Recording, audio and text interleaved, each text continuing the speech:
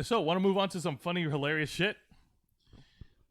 We could use some smiles to go with all this. Oh, Yeah, yes. definitely. This is something that is breaking news, and I kid you not, this is something that Juan has shared with me like an hour ago.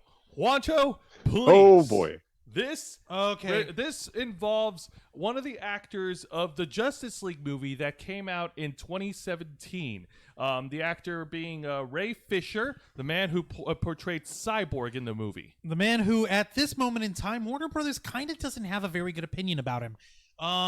We'll go ahead and we'll get in on that for him.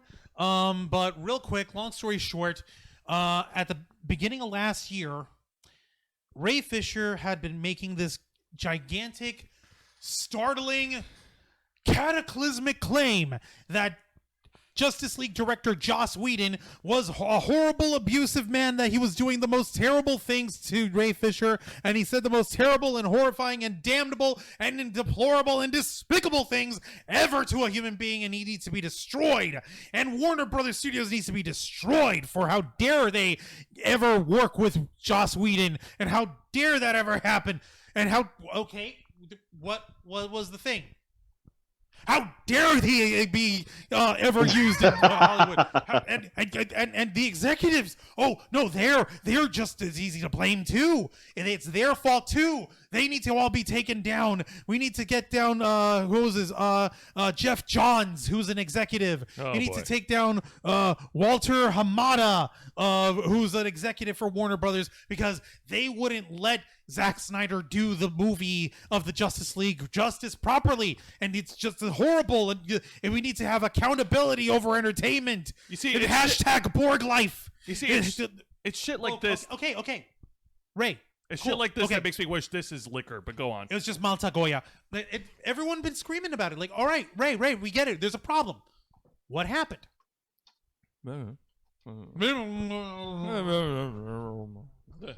Nothing but mumbling. Mumbling and keeping to himself like a punk ass crab. So what wound up happening was, actually no, I needed to move it the other way. Here we go. This way. There we go. What wound up happening is that Warner Brothers had an internal investigation on the claims and the horrible things that Ray Fisher wouldn't actually say in public of what was going on. And they came out a couple months ago saying, like, okay, Warner Brothers Studios has made an investigation, and that we've dealt with the issue, and disciplinary action has been dealt with. The matter is now closed. Blech.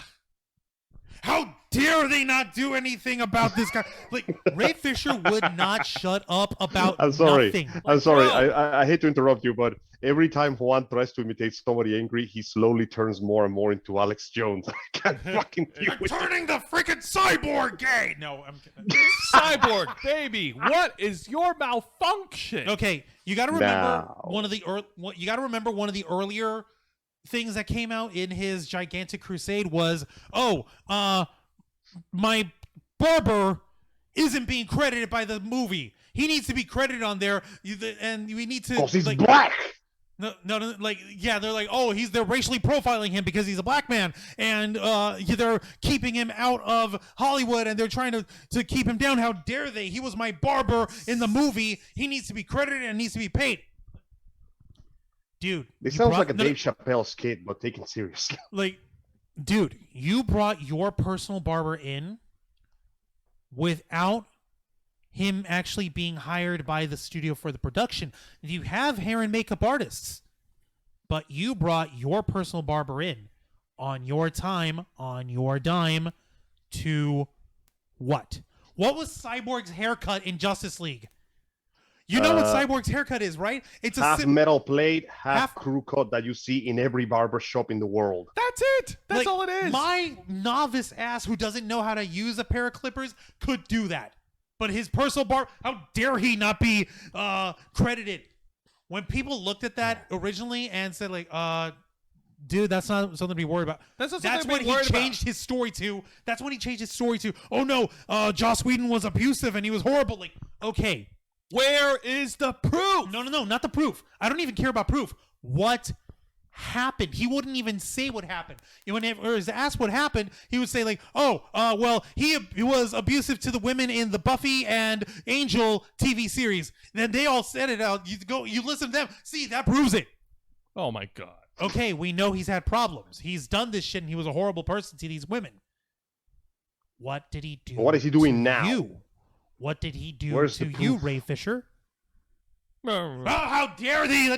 No, and he was like, he was a horrible person. And you can even ask Gal Gadot, and she'll tell you what he did. Gal Gadot came up with basically a 2-line statement. She's like, I had a problem with Joss Whedon while we were producing the Justice League movie, but we talked it out on the spot, and it never came up again. Exactly. Look, like she I brought believe that that shit. our friend Andy Signor said it best. If you are going to accuse somebody, you better bring some proof to your words. And lo and behold, while there's plenty of words, it would seem that the proof is nowhere to be seen. Now, according to Maybe it disappeared with all this stuff in Epstein Island. Now, here's the funny part. The article that came out earlier today, it came out at 12:50 p.m. Pacific time. So that would be what? Let's see. Well, 12, 1, 2, 3. That's 3 yeah, o'clock. 3:50 p.m. Eastern time. According to the Hollywood Reporter article by Aaron Couch, Justice League investigator backs DC Films' Walter Hamada after Ray Fisher claims. The tagline on here: Fisher has accused the executive of attempting to interfere with an investigation into misconduct on the set of reshoots for the 2017 film. On Saturday, actor Ray Fisher once again accused DC Films president Walter Hamada of attempting to interfere with an investigation into accusations of misconduct on the set of reshoots for Justice League.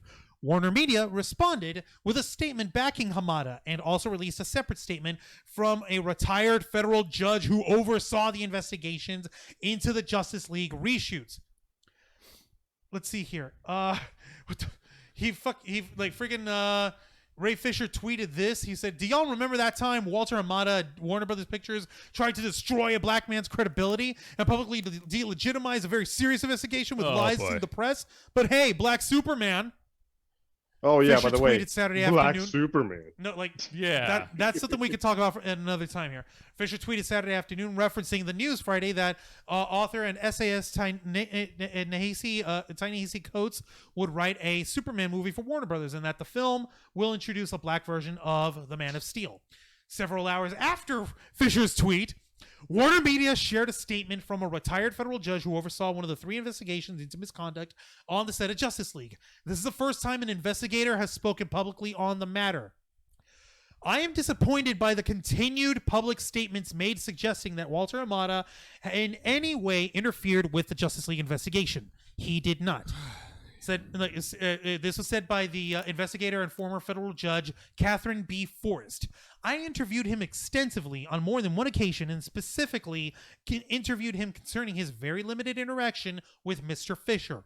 I found Mr. Hamada credible and forthcoming. I concluded that he did nothing that impeded or interfered with the investigation. To the contrary, the information that he provided was useful and advanced the investigation. All right, I'm going to leave it at that for the article itself. So if anyone wants to look it up, it's on the Hollywood Reporter. But basically, this motherfucker, Yay Fisher, yeah, Jody's Corner, I'm taking this for you, and I'm helping you run with this ball because I don't know what you're up to right now. It's like Pacific time over there. If you haven't done something with it by now, I know you will. But for real, this motherfucker, this guy Ray Fisher, he will not shut the fuck up over nothing. He's done, like, he's not saying what the situation is. The investigators, that this lady is, the federal judge, like, she's got no obligation to actually say what the stuff is, but this is all, at this point, lands on Ray Fisher's lap. Like, okay, you want us to believe you. You want us to believe in hashtag Borg life. Motherfucker, you won't, like, you put up a piss and moan attack about your barber on set of Justice League. You made a fit over having to say Cyborg's catchphrase, booyah? What's wrong with saying the fucking catchphrase movie? of the character who is known for his catchphrase? And you have the nerve to try to hijack hashtag Borg life as if, like, oh, everyone who supports Ray Fisher, you're part of Borg life. Like, motherfucker, you didn't even want to be Borg life. You bring shame to the character of Cyborg. You are a disgrace. You know the disgusting animated film, the Justice League Dark Apocalypse War?